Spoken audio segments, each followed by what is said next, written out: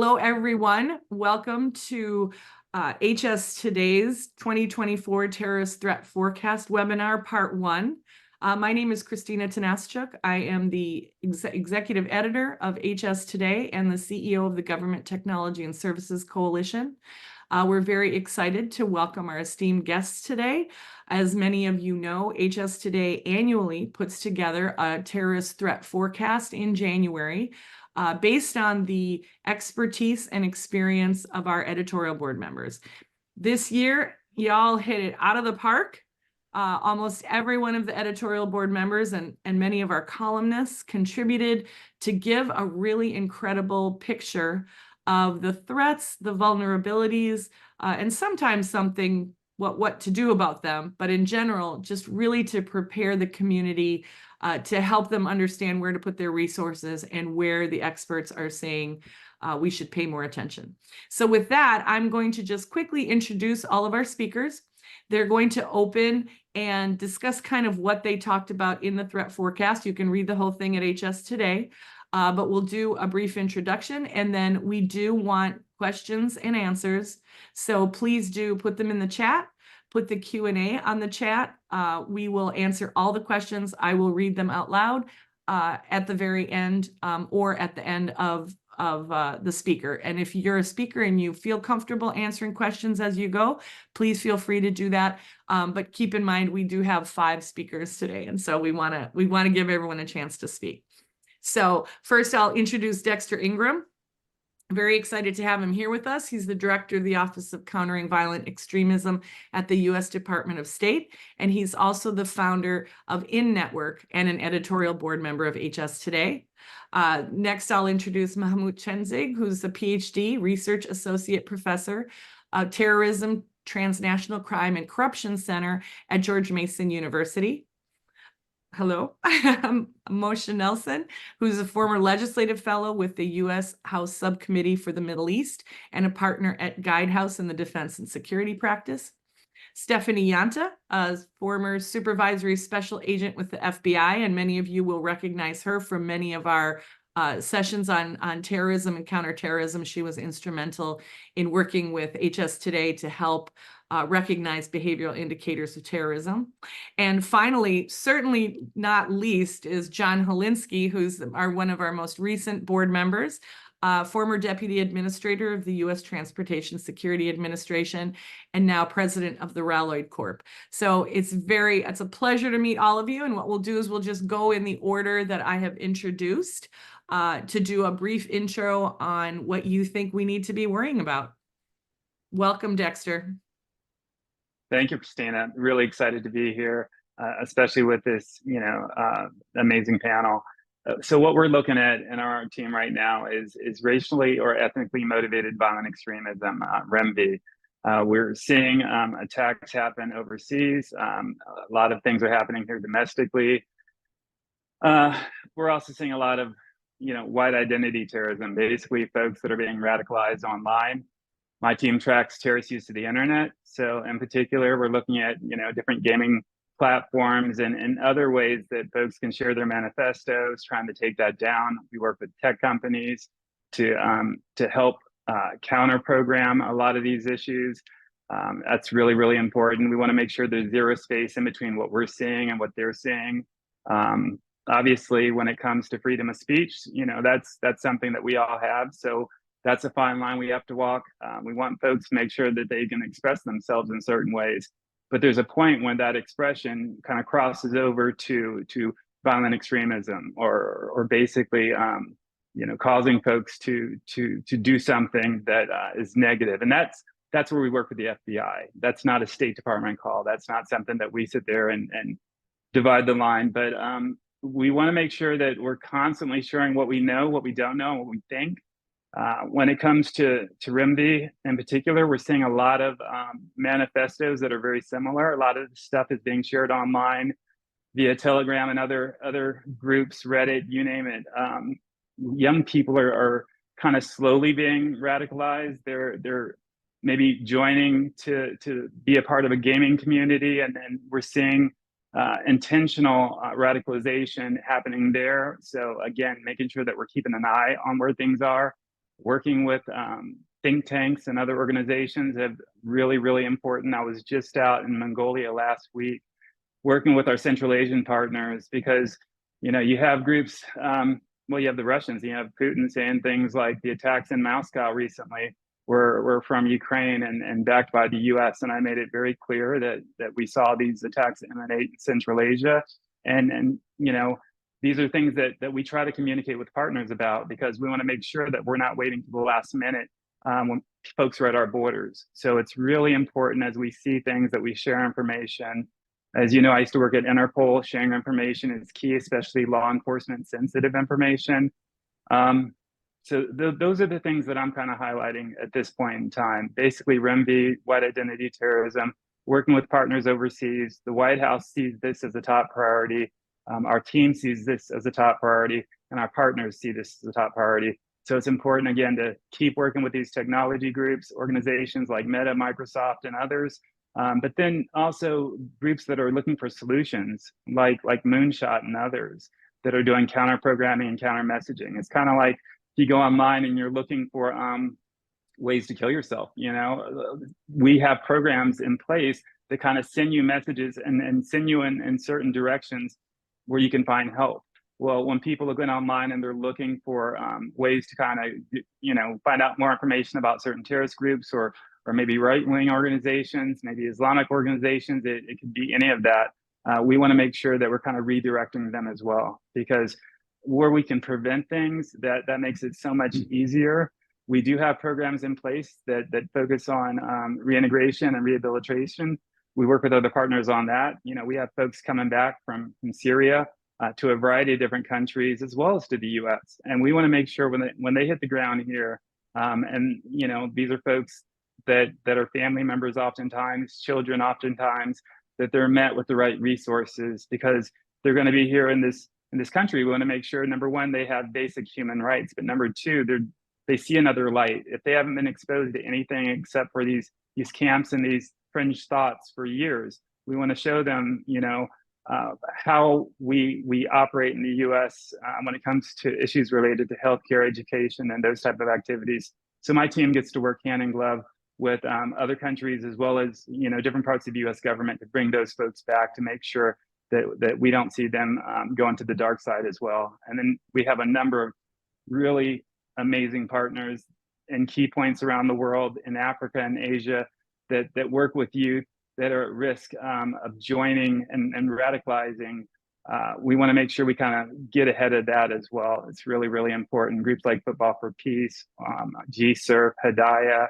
There's a number of folks that you got to interact with. And finally, at the subnational level, you have less politics involved. So as you look at cities and mayors working together around the world, we're seeing a lot of positive results and best practices being shared, especially when it comes to this REMV threat and reintegration related issues.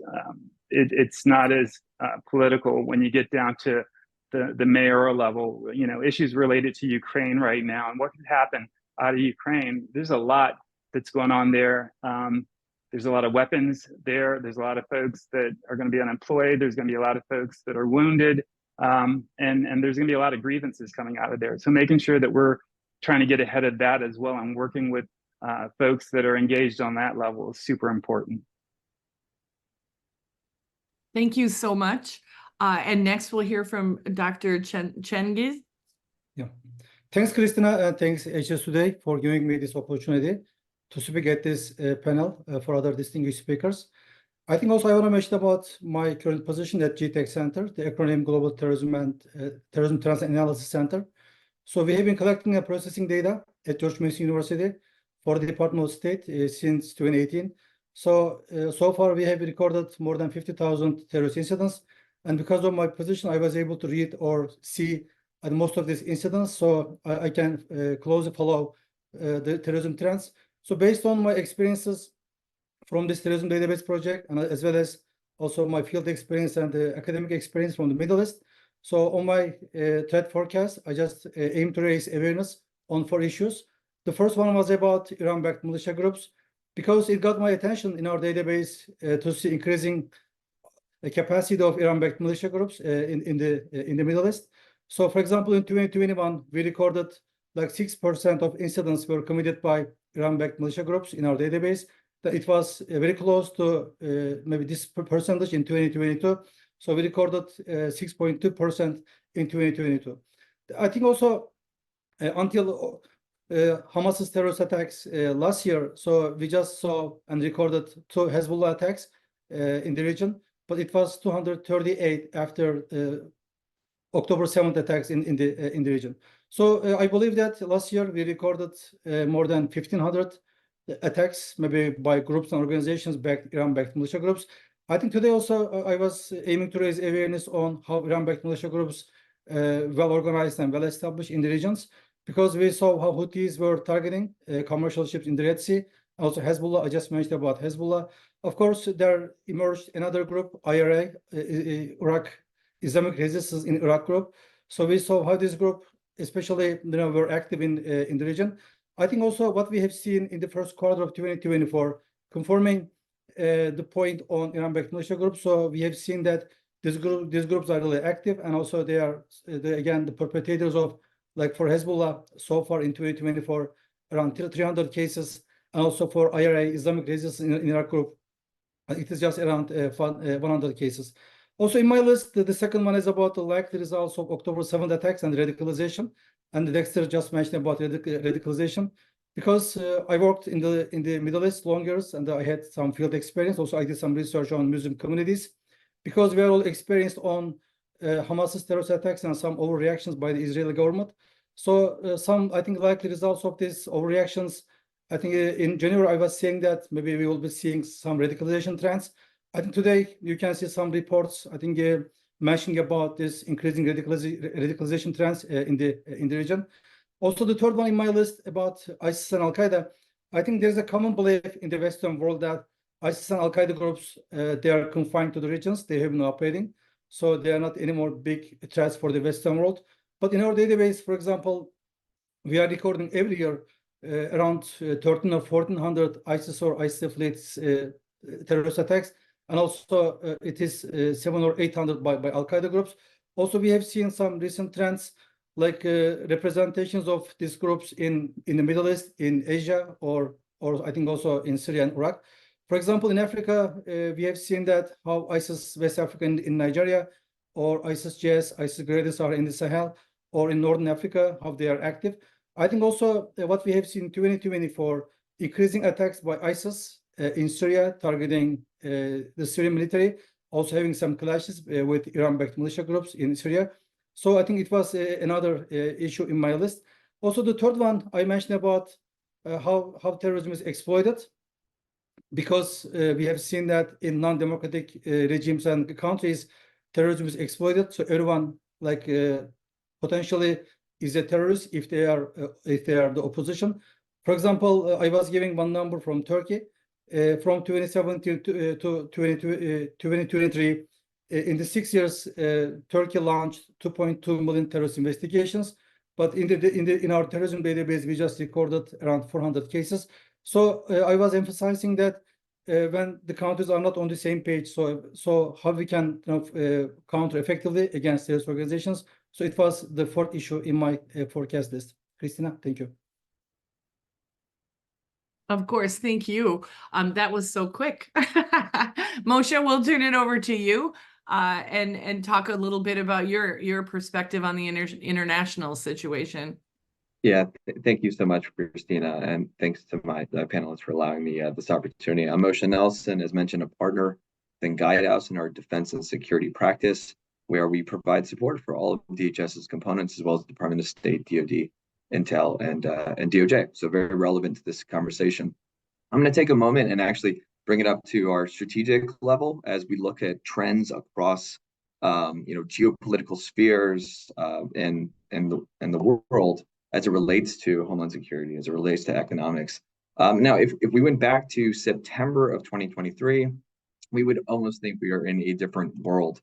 At that time, we were on the cusp of some major security and economic progress across the Middle East, major alliances between the US, Saudi Arabia, Israel, So much so that even Turkish President Recep Tayyip Erdogan and Israeli Prime Minister Benjamin Netanyahu met for the first time at UNGA to discuss normalization and progress towards better economic and political ties. As we think about that today, it's an opposite world, right? Less than 1 month later, this progress would be completely upended. Distracted by, quite frankly, months of domestic political infighting and broader strategic threats, Israel and the rest of the world were caught off guard. And for the past 6 months, and starting with Hamas's attacks, and then followed by Iranian proxies and other bad actors, there have been kinetic and cyber attacks on Israel, U.S. bases, international allies, merchant vessels, domestic and cyber attacks on critical infrastructure and emergency management. While the scope of the attacks and continued war in the Middle East may come as a surprise, for some, the foreshadowing of this event, quite frankly, took place about 10 months earlier. What we looked at was documentation around the annual anniversary of the ceremony for the assassination of Qasem Soleimani. So on January 3rd, 2023, Iranian leadership held, what we almost have as a State of the Union address. For them was the State of the Union of the axis of resistance, where they really discussed strengthening the axis and the long-term strategy towards fulfilling Qasem Soleimani's architecture so many years ago. At that meeting on January 3rd, 2023, or really at that ceremony, they described in detail the military, cyber, and political arming and training of this axis, and communicated that adversaries would not sleep well at night, which foreshadowed, quite frankly, what happened on October 7th and since. While many of these more obvious attacks may have subsided, the long-term threat cannot be more critical. Right now, adversaries are buoyed by alliances. By now, other global powers such as Russia and China and other bad actors are capitalizing upon the war in the Middle East, as we have heard right now. Rightful war protests erupting throughout the U.S. are now promulgated with disinformation, and bad actors are aimed at radicalizing individuals, creating a ripe opportunity for lone wolf attacks, unfortunately. Disruptions to global trade through the Bab el-Mandab Strait and Red Sea are inhibiting our supply chains to U.S. ports, which have also become obvious targets. Furthermore, cyber attacks on critical infrastructure and emergency management are becoming more frequent. This is not just a short-term problem, even if we solved it today. Over the next few years, the U.S., Mexico, and Canada will be host to major world sporting events requiring years of planning and heightened security. The U.S. will have thousands seeking visas and rapidly transiting borders to attend these events. However, a lack of long-term budget stability for security and travel planning and critical infrastructure will inhibit our success. We also must not fall into the same trap as our allies and being distracted by internal political infighting, and ensure we are prepared for any threat ahead. And then the last piece, and harkening back to the rhetoric that we heard back on January 3rd, when bad actors state that their intent is to get revenge and launch attacks against the U.S. and other democratic allies, we have to take their words seriously. And with that, Christina, I'll turn it back to you. Not to me, to Ms. Stephanie Yanta. Welcome, Stephanie. Perfect. What do we do with all Hello. these terrorists, and how can we see them I coming? know, my goodness. Thank you guys for having me, Christina. Thank you for hosting this very important sharing of information. And I love the disparate points of view. And I really think that we're all sending home the same message, which is also, I think, really key and important, right? Just from a bit of a different paradigm. Again, thank you for this opportunity, and my esteemed panel guests. I'm really honored to be here. So I had the privilege of working for the FBI for 25 years, even though I'm only 36. And during that career, really for arguably 2 decades, had investigative responsibility for work in terrorism in one paradigm or another. And I really had the privilege of ending my career as a certified behavioral analysis profiler. So when I look at things, I like to look at them from the behavioral lens. As we know, right, terrorism is rampant. I think, as I wrote in my piece, I mean, the year really started off with a bang, and that was, tongue in cheek, but not really, right? Because we're seeing an uptick in just violence across the board, not only, based on influences from international terrorism, from domestic terrorist groups, but then also that autogenic offender, right? The person who's just so grieved by whatever, and they may not even know what their grievance is, or oftentimes we would call it ideology promiscuity, right? And it's that amalgamation of different ideologies, almost giving the offender the opportunity to go out and offend with the use of some cover, right? So I'm either part of this terrorist group, and that allows me to then behave badly. As we know, while Al-Qaeda and ISIS have suffered significant, leadership losses, that does not mean they're gone, right? And we know that they are continuing to gather and radicalize affiliates across the globe, and especially here at home. And I think it's really underscored by the protests that are ongoing at our universities. And these aren't just universities that are the local campus of your college extension, but these are major universities wherein students are out and, yes, absolutely exercising their First Amendment freedom of speech. However, right, there's a difference between exercising your freedom of speech and then mobilizing to violence. And I offer to those who are out on the front lines, first of all, my sincere gratitude and thanks, because it is certainly not an easy time to be in law enforcement. And I really, really just really can't thank you enough for what you do. But I also want you to know that, right, as you're looking at your offenders and your potential offenders, look for those things that are behaviorally out of scope. Right. So you know what the baseline is. It's the same reason we go to the doctor, right? You go to the doctor, get your EKG so that you have a baseline of what your normal is. And then the great thing is you can look for those anomalies and those changes in behavior that might suggest going beyond our First Amendment freedom of speech to mobilization to violence. And there are significant behaviors that we can actually see, right? So anyone who is thinking about mobilizing to violence, they consider that, right? And they weigh the consequences and they make a conscious decision that, yes, I am going to mobilize the violence. They prepare, right? So they have to get those things necessary in order to enact their plan, whatever that may be, right? If I'm going to go out and shoot up, name your target, right? I'm going to have to either get guns or ammo. I'm going to have to do some sort of reconnaissance, right? So they consider, they plan, and they prepare. And this allows us as investigators to notice these behavioral changes. And while something that's out of that baseline norm may not be an indicator of a mobilization to violence, perhaps it is a red flag, and it's enough to say, maybe this warrants, a bit more investigation. So if you find that you're, in a situation where you're just not sure, what is happening with your offender or your person of concern, even maybe they haven't even offended, I encourage you to reach out to the FBI, right? In each of our field offices throughout the country, the FBI has behavioral analysis coordinators in each field office. And those folks are the frontline triage component for the behavioral analysis unit, which sits back in Quantico. And they can help, right, give you ideas.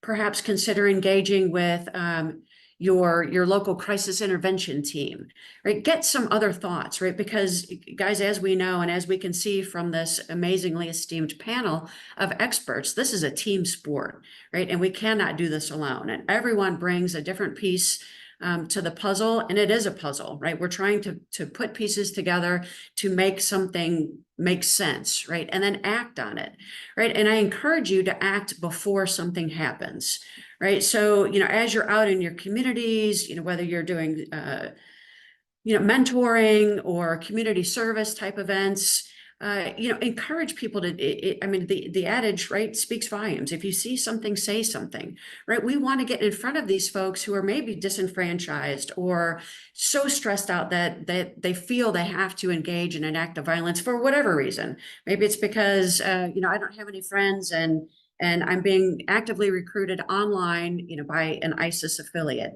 right? Doesn't matter. Right. But the point is, if we can get left of boom, right, and it's another colloquialism that we like to use, but it's important because if we can get left of boom, right, we don't have to lock someone up, right? That's not always the best course of action, right? The best course of action, as we all know, is saving lives, right, and making our society a free and safe society for all.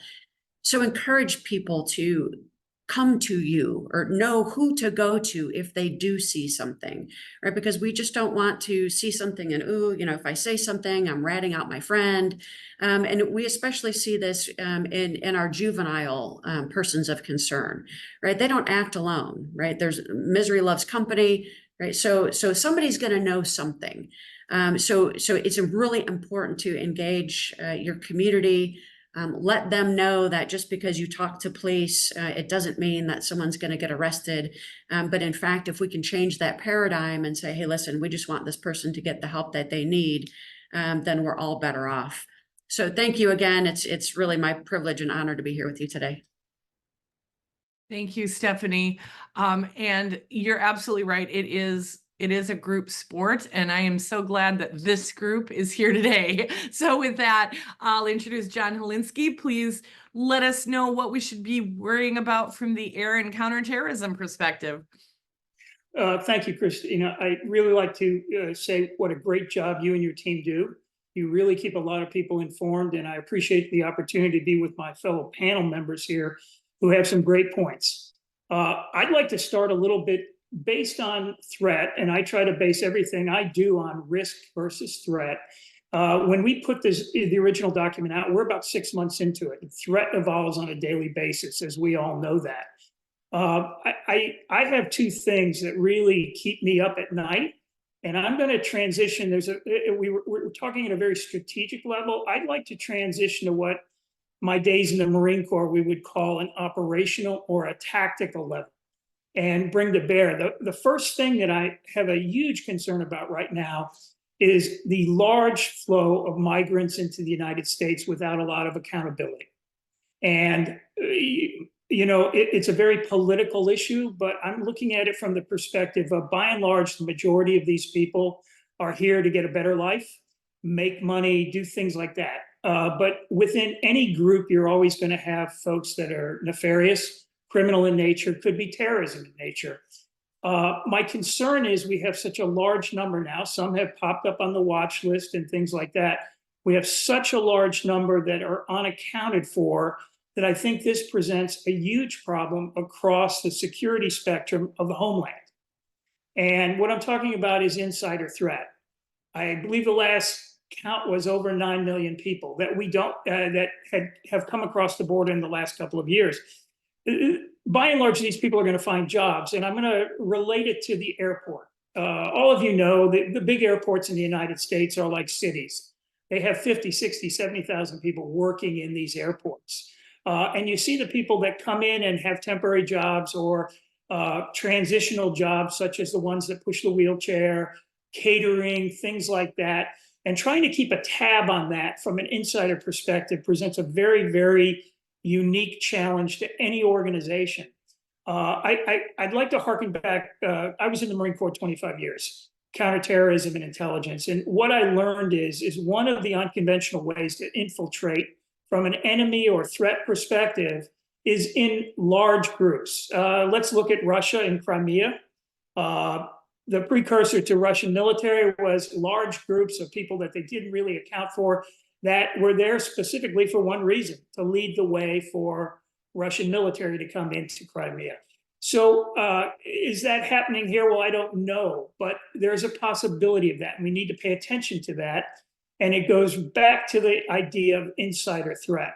Now, I'd like to transition a little bit to something that I'm exceptionally worried about from the aviation standpoint, and that is the use of unmanned aerial systems. We have seen a huge amount of activity in the Middle East, Ukraine, Russia, other areas with the use of drones. And I'm going to use the term drone, even though I probably should use UAS. But drones are so easy to manipulate, easy to build now, cheap. I mean, they really are a terrorist's perfect weapon. And I do not believe that the United States is ready, although I will tell you that many agencies are working together to try to build a plan to counter drones and the drone threat at an airport. But think about it this way. Dublin Airport was shut down last year for 3 days with the sight of drones in and around the airport. Each day, the cost was about 40 million euros a day.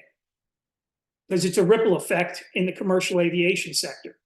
So I would tell you that all it takes is one drone to disrupt, and you don't even have to hit an airport building.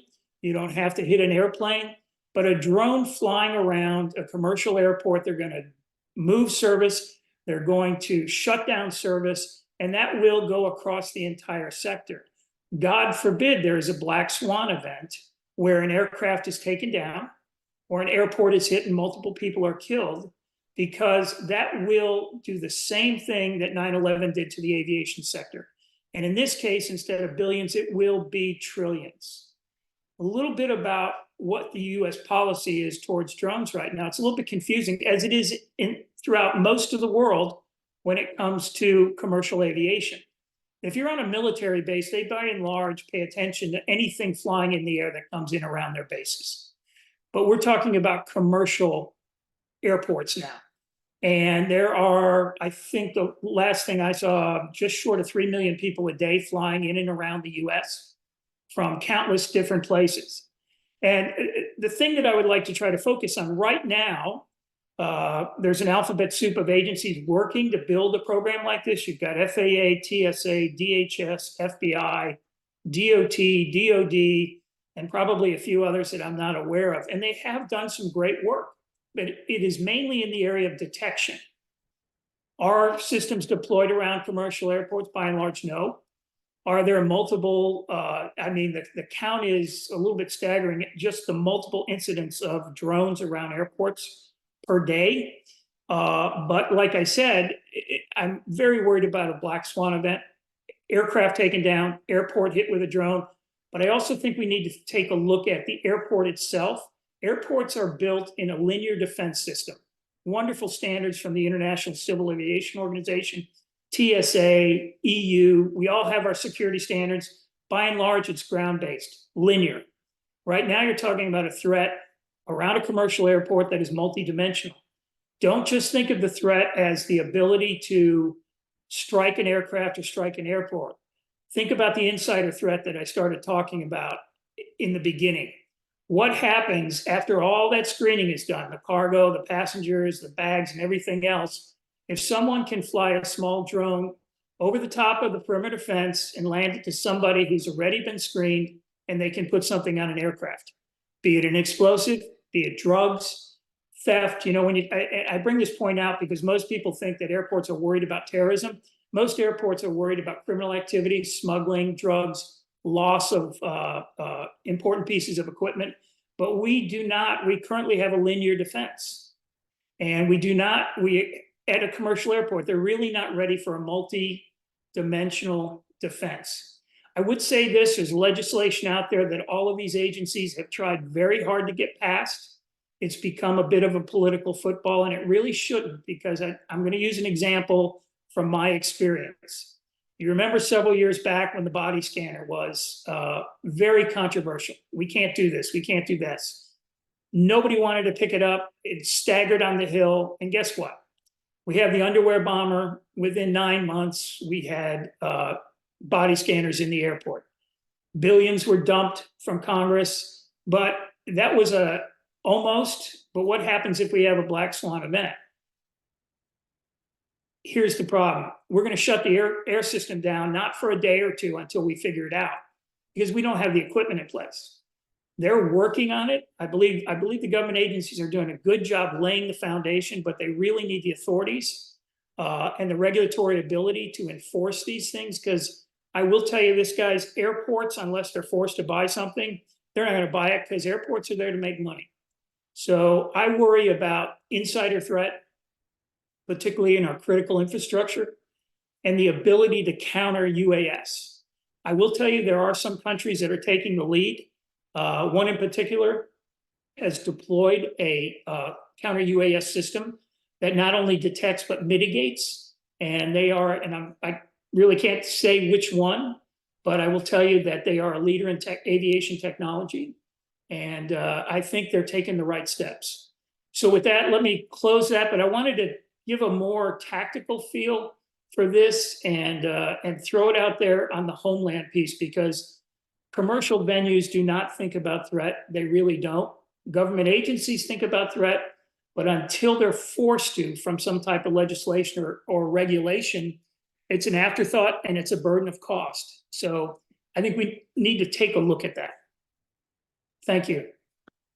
Well, I couldn't have planned a better segue into kind of asking my first question to get us going. And then I do invite our participants to please put your questions into the chat box. So I will put out, because we've covered both international and domestic threats and vulnerabilities.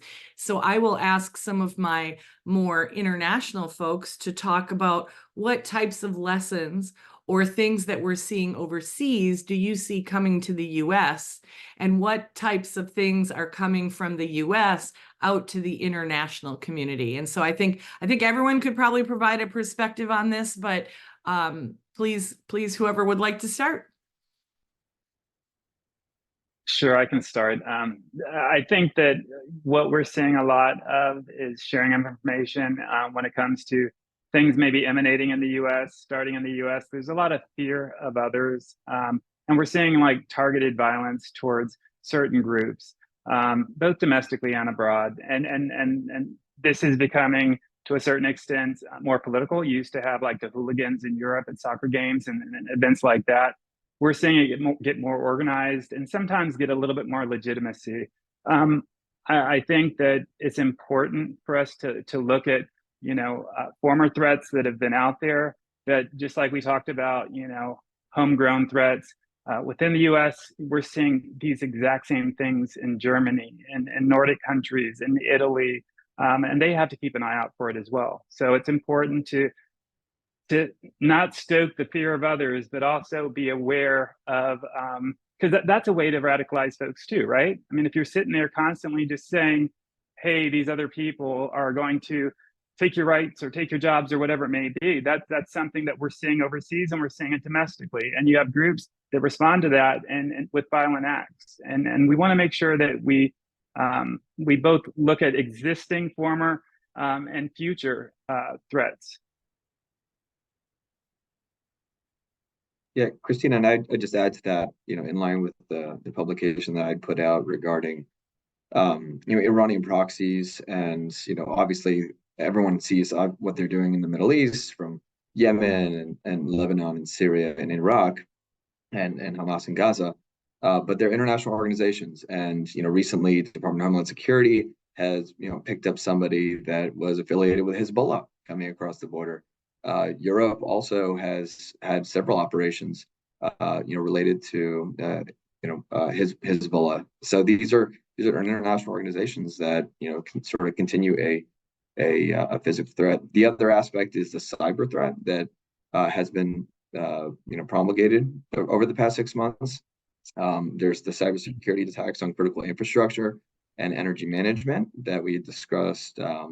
Pennsylvania was a good example a few months ago, but there are other disinformation campaigns and literally hundreds of thousands of bots that are targeted across social media, trying to push out and radicalize folks and inflame conflicts and disinformation. So I think that's a clear emanation internationally on domestic territory.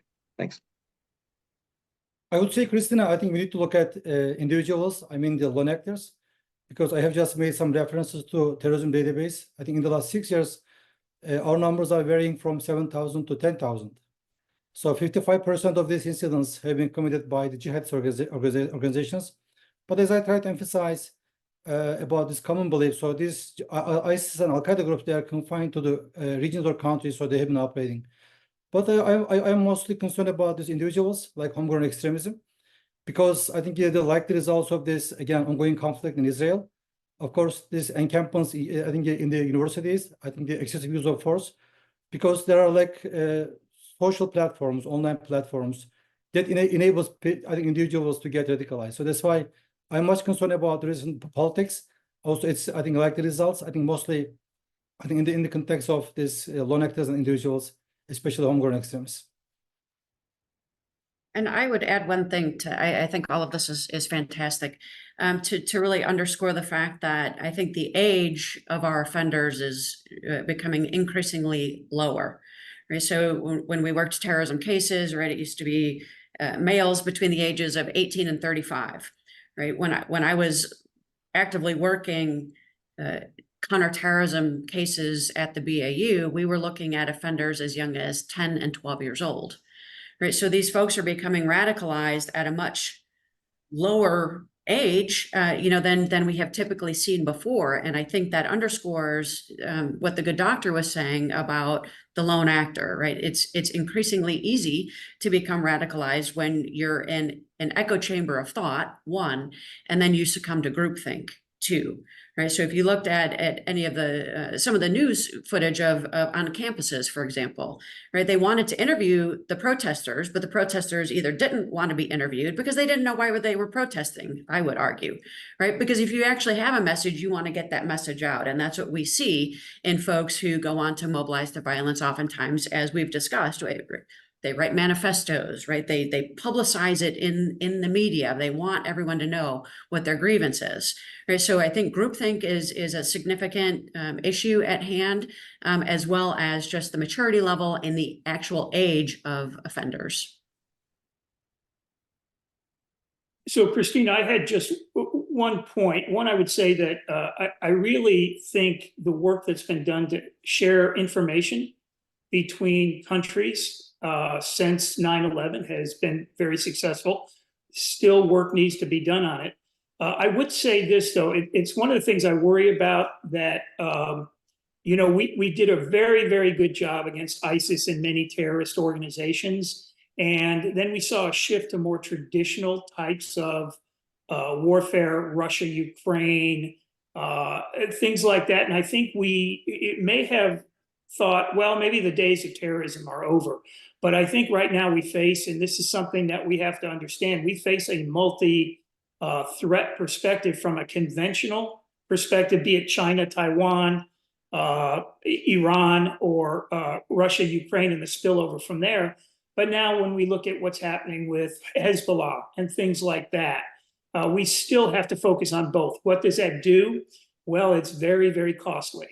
And, we are no longer in the days economically that we were decades ago, where you could handle two things at once and decisions are going to have to be made. And unfortunately, the risk is only increased. Mhm. Thanks, John. That made us all feel a lot better. It's so interesting because just this morning, HS Today did an interview on what's TikTok got to do with it. And TikTok is that thing that's not only taken everything you're saying and amplified it, but also allows all these messages, all this recruiting, all of this, finding your group to follow any grievance you'd like, just at the tip of your fingers.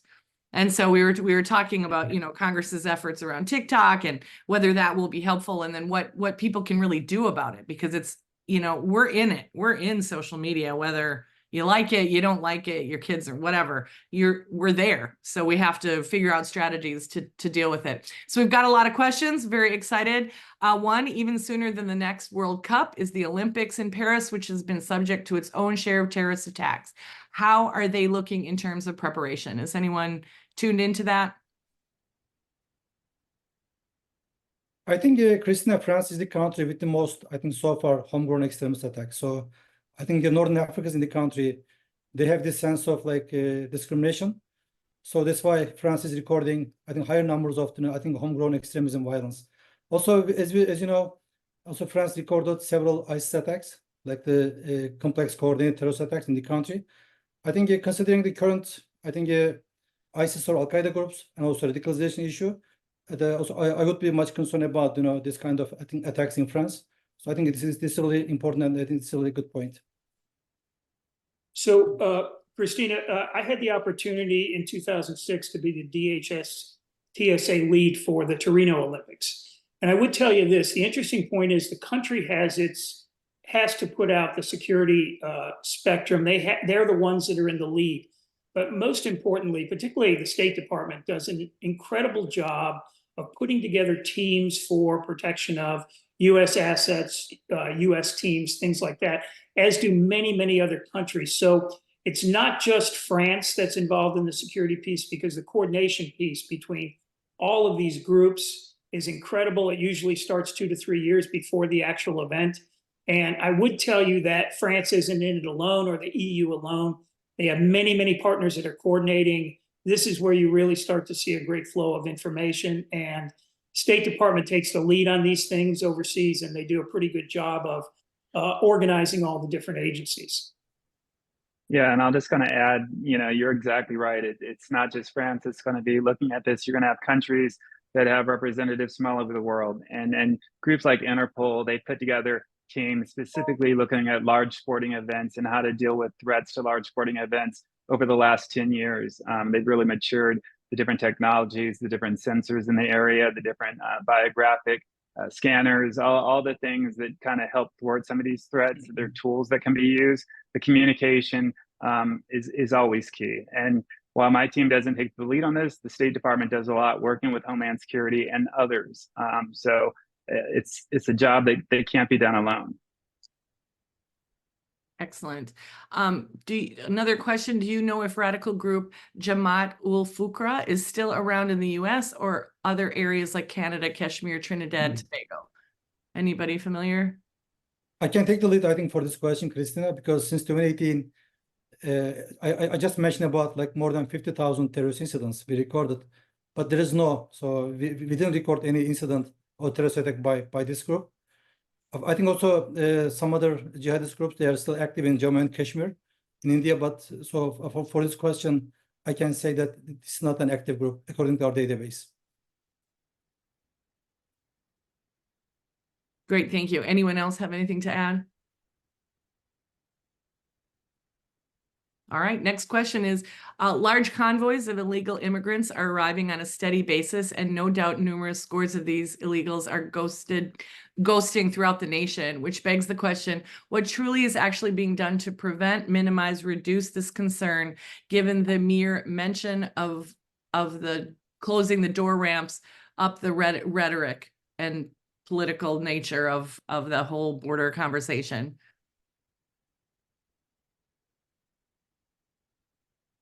So that's a big question. It's a political question, and that's the sad part about it. It's a political question. We have to look at it from a security perspective, from a threat perspective. And if you're a security professional, if you're law enforcement, military, that's how you have to approach it. Politics is politics. It's always going to be that way. But the professionals in the room need to handle it from that perspective. Many times they might feel that they're being handcuffed for one reason or the other, but you have to plan for these things. You have to be aware of it. I was really interested. I think it was Director Ray from the FBI who maybe about a month and a half ago talked about the high level of threat based on the influx of migrants and not knowing who they are, where they are, things like that. I'm kind of paraphrasing what he said, but I do think that from the security perspective, all agencies involved in this have to focus on that and close the ears to politics. Having been in government for 35 years, it's very, very hard to do, but focus on the threat and try to keep the politics out of it. And I'd like to add, if you don't mind. So we engage quite heavily with CBP executive leadership. And, they are, to say the least, overwhelmed. But, really circling the wagons and, as John said, right, trying to address the threat. And I'll tell you that they are seemingly quite open to any resource, not only, personnel like boots on the ground, but leveraging technology and unique pieces of technology to assist in securing those borders, and more importantly, identifying those coming in illegally, so that we can at least, have some sort of data point, as to who they might be.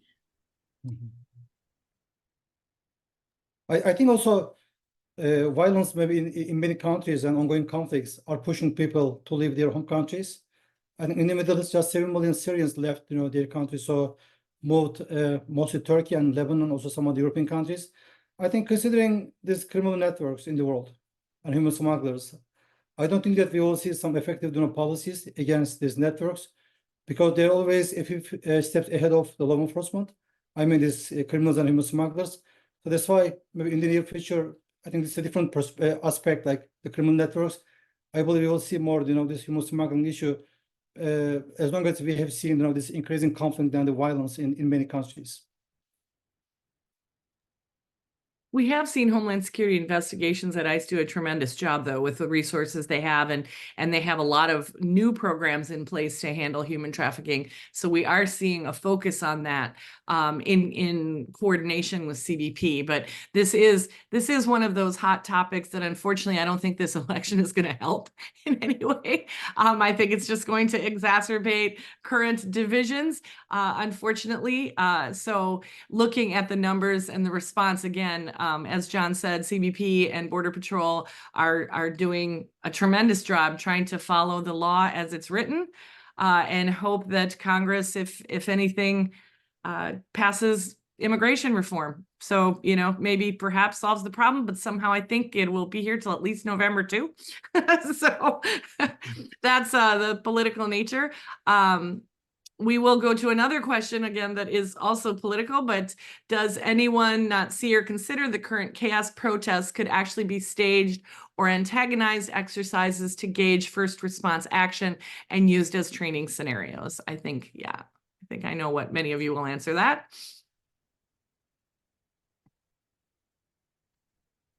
I think this is very important because I think we need to give the students the message that we are understanding you. And otherwise, if there are some misunderstandings, I think we can just push these students. Some of them, I think this social, online platforms, I have just mentioned, like this homegrown extremism or radicalization. I think here the most important thing is that from the place, I think we should give this message that we are understanding you. I think also there should be like some, communications with this group of students. Otherwise, it's very vulnerable. Again, we can see some other, radicalization, trends related to this protest in the future. Yeah, I think these are organic and legitimate. When I say organic, I don't mean there's not any planning. What I am saying is these are young people, and I work with young people all the time. I started a nonprofit, and I see how it affects young people, especially young people that want to get involved in national security. A lot of people have known folks that have been affected by what's happening right now.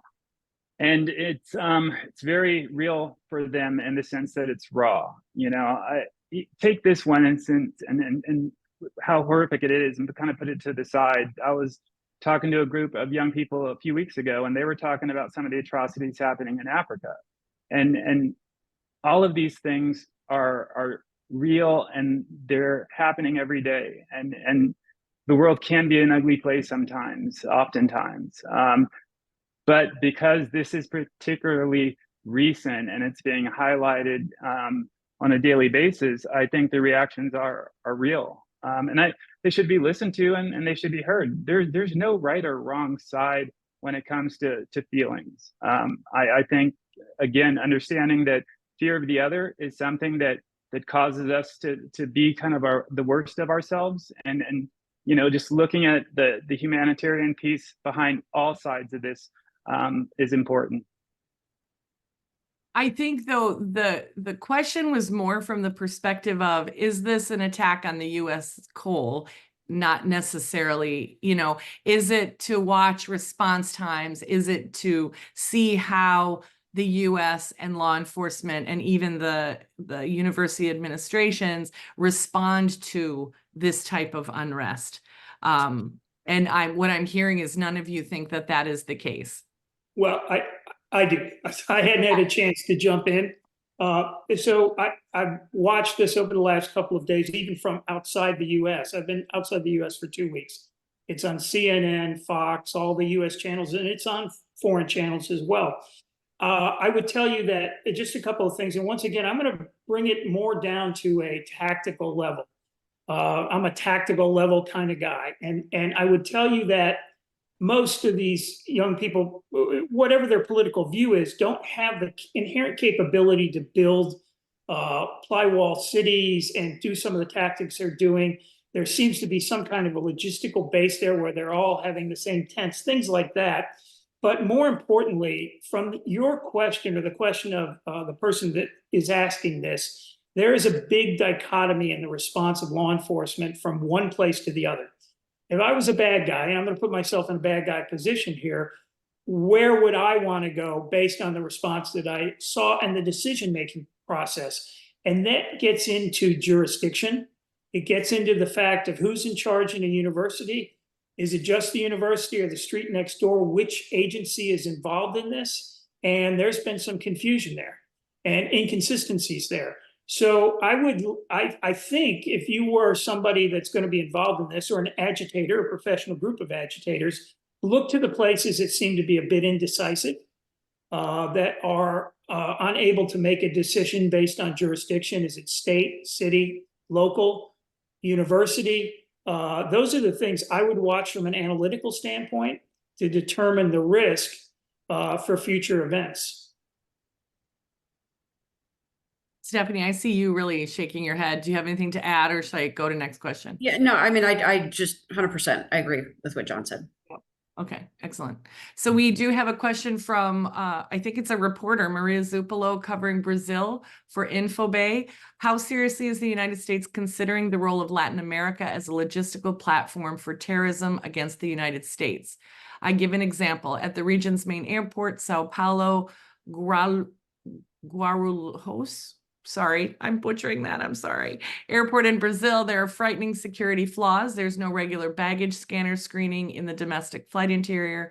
This has allowed Brazil's main criminal group, PCC, to place kilograms of cocaine in the luggage of unsuspecting travelers, but this can be used to place bombs against foreign planes in the airport. Thank you. Yeah, we're constantly looking at South America in general. I have a team going out there shortly just to kind of work with our partners and talk about what they're seeing. We have traditional terrorists using our border to cross along with others, but then you also have a new form of radicalization, that remedy factor that we talked about that the White House is so interested in. We're seeing a lot of that right now, especially in Brazil and key places. Some of the larger cities have a unique history that kind of adds to that. So we are paying attention to it and we are tracking it. I'm glad you brought it up because a lot of folks have been talking about that for some time, and it's always been, let's focus on the Middle East, let's focus on the Middle East, but we have to focus on South America as well. There's a variety of threats there. So if you don't mind, I jump in. I was just down, I've been working in the Caribbean recently and in Latin America. I would tell you there are some inconsistencies between airports there from a physical security standpoint. One thing that is important to remember, the International Civil Aviation Organization regularly conducts audits of all airports around the world. More importantly, from a US perspective, TSA is required to inspect last points of departure airports that have their airlines at least once a year, their airports at least once every 3 years based on risk. And there is a wide dichotomy of capabilities depending on where you're flying from. And that's one of the things that's important from a regulatory standpoint, whether it be ICAO or whether it be TSA or the EU, is to hold those countries responsible for gaps that they see in vulnerabilities in those airports. Mm-hmm. Excellent. Thank you. I'm glad we had two really good experts to answer that one. That's excellent. So we have a question about the insider threat or domestic terrorism. How can the nation be protected from its own residents? If say something enough to combat this? So I think we've been talking about the extremist threat a lot today. Open to the panel. So I'll kick us off on that. So I think it becomes especially important to differentiate between a designated terrorist group overseas and then domestic-based extremist groups, right? And I think a key differentiator is the ability to prosecute, right? So as I'm sure many of you already know, we do not have a domestic terrorism statute on the books. And I can tell you from the FBI standpoint, we have been lobbying very hard to get something on the books, right? So they're, generally speaking, when we have a domestically based group, we have to look for other ways of disrupting, for example, weapons violations, any sort of white collar crime, right? Because we don't have the ability, again, to leverage an existing statute such as 18 USC 2333, right? Violation of international terrorism. So it becomes especially tricky. Then add in on top of that, right, our First Amendment right. So I go back to, right, that mobilization, right? It's okay to speak your mind. It's okay to be radicalized, right? It's okay to have thoughts that maybe aren't, what you or I might believe. It's when that thought moves to action, and that's when it becomes a problem. So in the absence of a domestic terrorism statute, we have to look for other ways of disrupting, but that becomes, especially tricky. But again, it's okay to be radicalized. It's okay to say crazy things, do crazy things even, right, that aren't violations of the law. But it's when that thought moves to action that it becomes very, very challenging. So I think it's a key question. It's an important question. And I think in the absence of statutory authority, see something, say something is our best, at least starting point. Yeah, I agree with what you said. I will just say the one tweak I would have is it's not okay to be radicalized. It's legal to be radicalized, but I wouldn't say it's okay in particular. What we're seeing a lot of, especially post October 7th, is a lot of right-wing groups domestically basically echoing Hamas's points towards Israel. Can you believe that, right? So you have these domestic right-wing organizations that are sharing memes, basically highlighting and encouraging Hamas and other affiliate groups in the attack against Israel. So there's a lot of kind of, friend of, right, enemy of my enemy is my friend kind of thing. We're seeing that kind of shared a lot here domestically as well. So it's something that is constantly challenging. Like I said earlier, I think it's the biggest threat we have at this point in time. But it's a matter of looking at ways to counter that constantly. So Yeah, I and think I would just also, go ahead, please. Go ahead, Doctor. Please. We have been much experienced, I think, in the US. I think two types of terrorism, right? Jihadist terrorism by Al-Qaeda, and also another one is right-wing extremism, which we saw how these groups are capable of doing attacks, I think especially on the January 6th, right? Because they came together and they were well organized and to do some attacks. I think today the question is how capable today they are doing some other attacks in the US. Actually, that's why I was mentioning about this ISIS and Al-Qaeda, and I was saying that they are confined to the regions. Of course, also there is like another interesting group in Afghanistan, ISIS-K, because we saw two interesting attacks in Iran and Russia, which I wrote two articles for HSToday to analyze some questions also about how ISIS-K is likely the perpetrators of these attacks in Russia and in Iran. So today, I don't think that ISIS or Al-Qaeda, like organizations or groups, they have some capacity to the attacks. But again, always we are coming to the same point, which is this homegrown extremism and the radicalized individuals. I think these lone actors.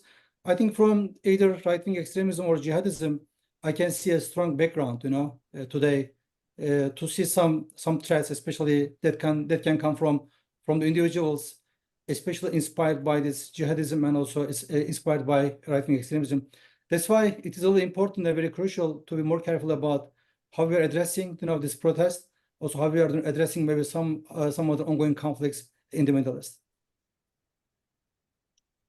So I'd like to attack this from a different perspective, and that is not the threat per se, but the mitigation.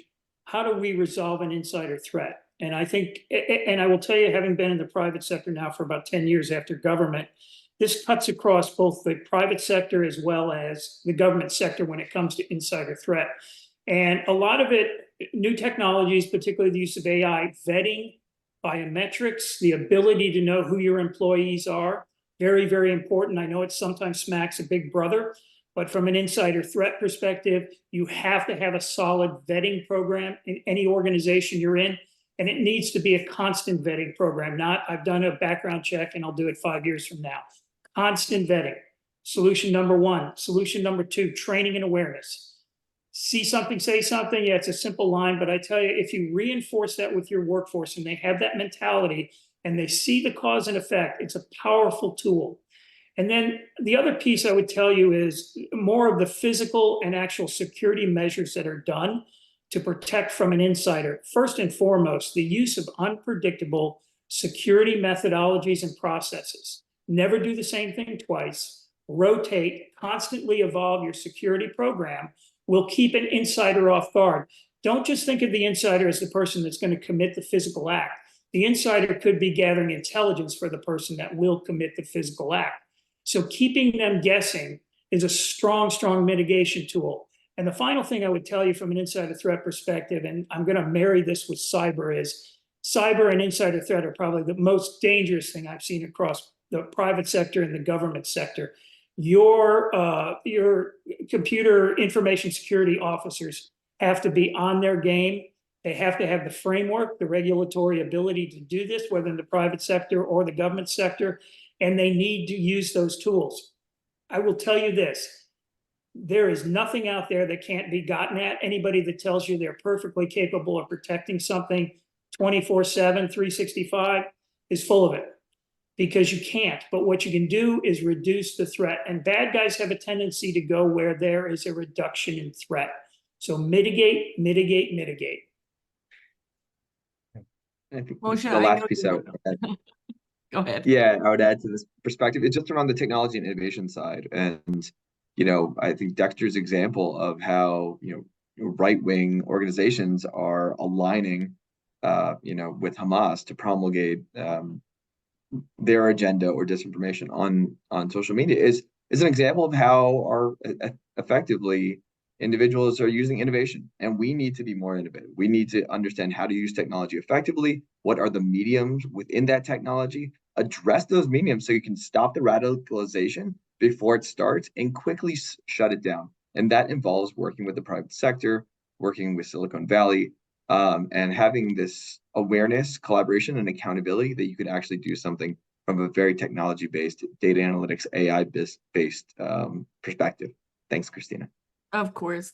Well, and I think her question about see something, say something, we have terrorist attacks on the books that if neighbors had said something, or, if you were seeing something, someone posting some radical weirdness on your Facebook, that's something to bring to people's attention, because often, it's there for a reason. It's there for the attention that Stephanie was talking about.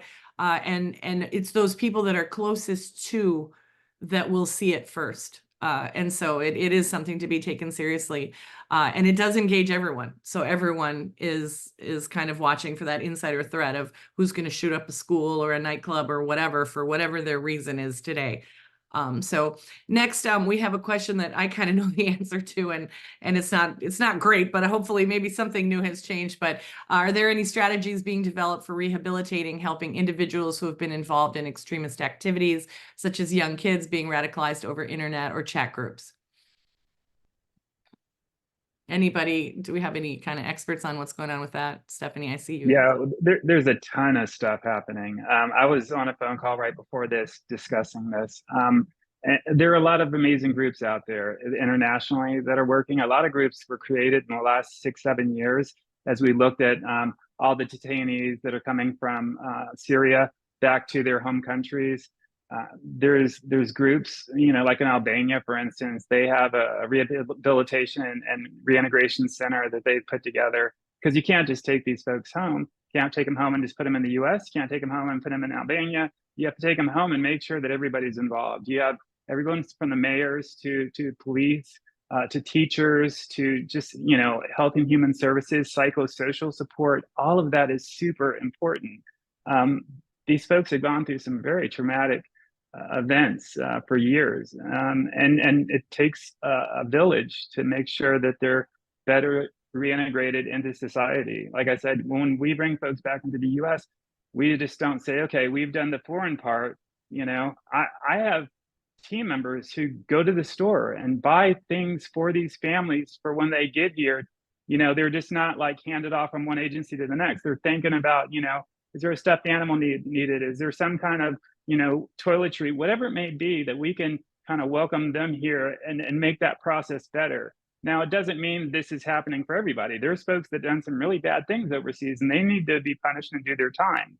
But there's a lot of folks, again, that need to be rehabilitated. So that village, especially at the local level, really matters. So there are a number of initiatives. If someone is looking for that, I'm certainly happy to help. But out of the New York U.S. Attorney's Office, they're running a program there. There are also a number of programs that include formers. So folks who have actually served time for a multitude of terrorism-related offenses, who now speak to young kids to dissuade them from going down that path.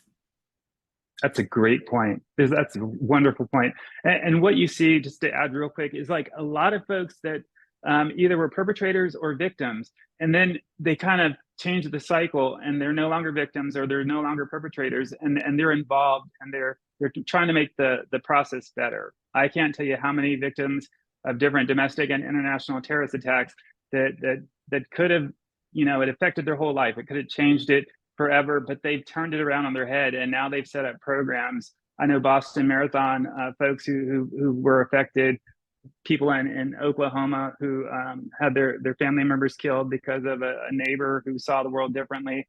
These folks are now advocates. So that's super empowering.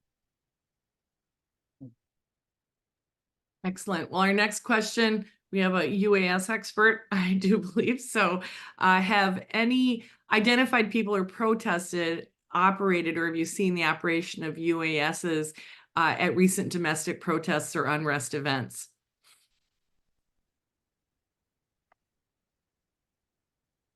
So I have not seen them, the protest groups use UASs.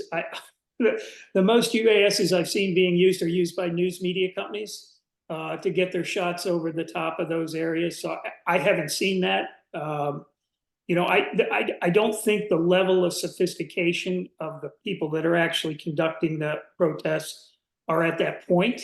And so I don't view that as a serious type of threat. Anybody else?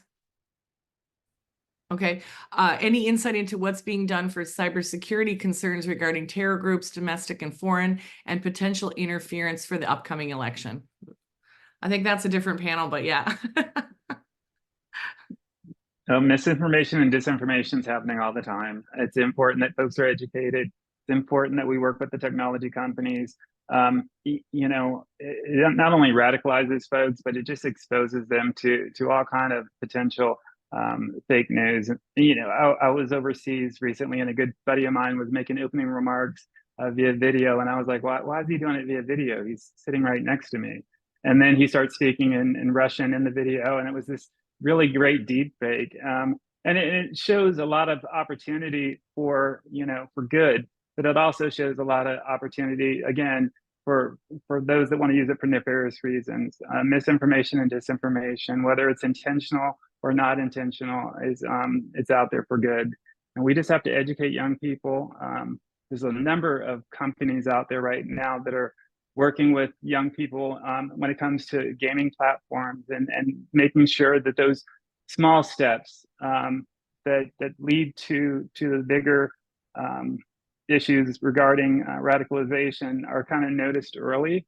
There's a lot of misogyny that happens in a lot of these groups. If you look at Islamist extremism, if you look at like neo-Nazi extremism, there's a piece where gender is involved, and kind of talking about that as well. A lot of these groups use the masculine piece, the incels piece, to get people to join their group. So all of that needs to be paid attention to. I think also there's a different point here, Christina, because in our database since 2018, we haven't recorded any cyber terrorism attack. Of course, it doesn't show us that these groups are not capable of doing cyber attacks. I think it is a matter of especially how it fits, I think, the definitional issues, I think, between cyber warfare, I think, cyber crime, and also cyber terrorism. So today, terrorist organizations, they are capable, but so far, we haven't seen any cyber terrorism, I think violence, that fits the terrorism inclusion criteria. So that's why we haven't recorded any incidents. Excellent. And we will get into this topic a little bit more because we did cover cyber and IT as a specific piece of this threat forecast because we had so much great stuff to talk about. So we did it in 3 parts. We'll be doing webinars around part 2 and part 3 as well. So stay tuned for those. And then direct people to our piece on what TikTok's got to do with it.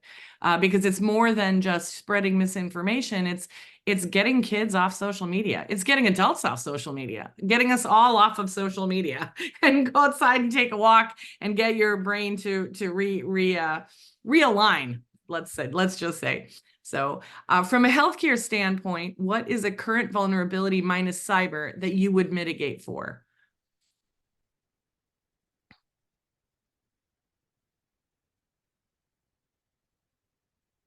Is there anything?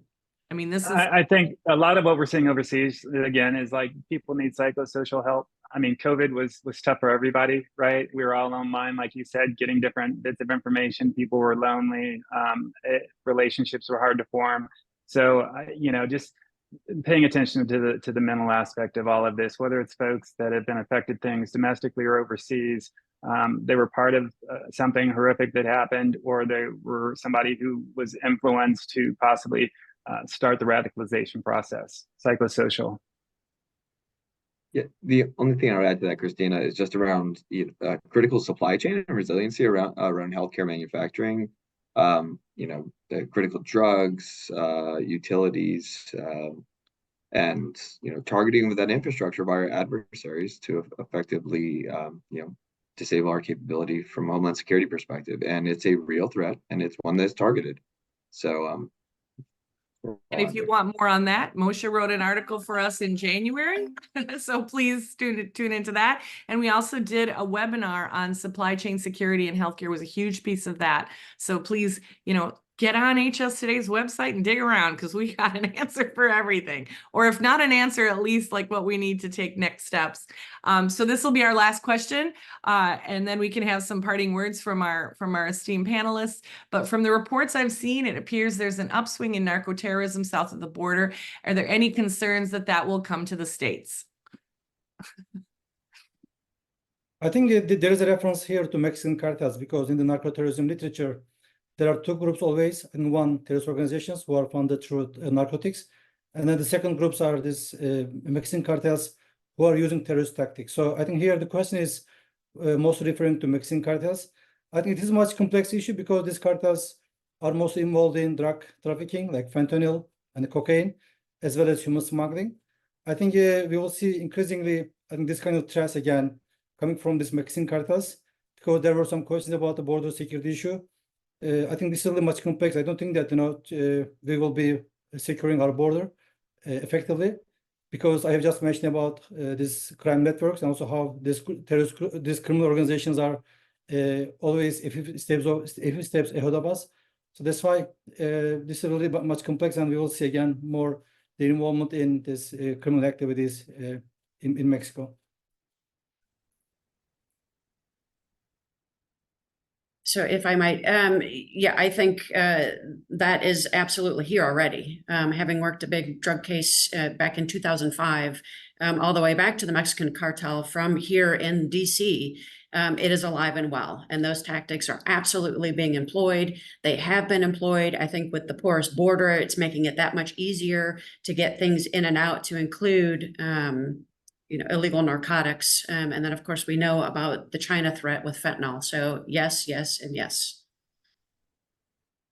So I would absolutely echo what everyone has said. And I think you just have to look at the rise of violent gangs in U.S. cities that have come from Latin America, Venezuela, El Salvador. A lot of these groups, it's a very fine line between terrorism and narcotics groups and things like that. They have many of the same tools, many of the same structures, and I would point to the rise in these groups in big cities and what we're seeing with gun violence and a number of, particularly drugs, as these groups become larger and more established and more influential in the cities. Yeah, I think What we've seen with traditional routes, whether it's drugs or guns or human trafficking, whatever it may be, you're going to have folks, terrorists in particular, who are going to use that to carry out their means as well. We see that not only within the Western Hemisphere, but we see that in the Balkans, and traditional routes that were used to smuggle guns and people were used in the attack in Paris. So absolutely, I agree with everybody. Definitely the funding streams. All right. Well, thank you. Thank you. Thank you. We are so happy to have all of you not only here today, but involved in the editorial board, involved in the direction of how HS Today can be helping the community.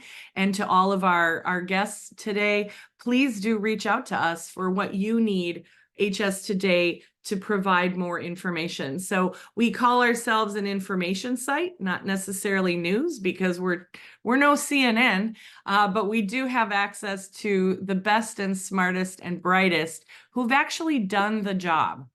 So one of our prerequisites for our editorial board, for the people who write for us, we want a long bio that spells out exactly why this piece should stand out among the clutter that's all over the internet. And so thank you to all of you for being part of that. Thank you for spending your time with us. And Alan and some others are texting, thank you so much for your time. And we appreciate it. And we will keep going until the end of whatever the time is. So we appreciate it and we look forward to it. And please do go to HS Today and take a look at part 2 and part 3 of our threat assessment. You'll see the invitations for the webinars on those coming up. Thank you all very much. Have a safe day and leave your social media behind and take a walk tonight. Thank you. Thank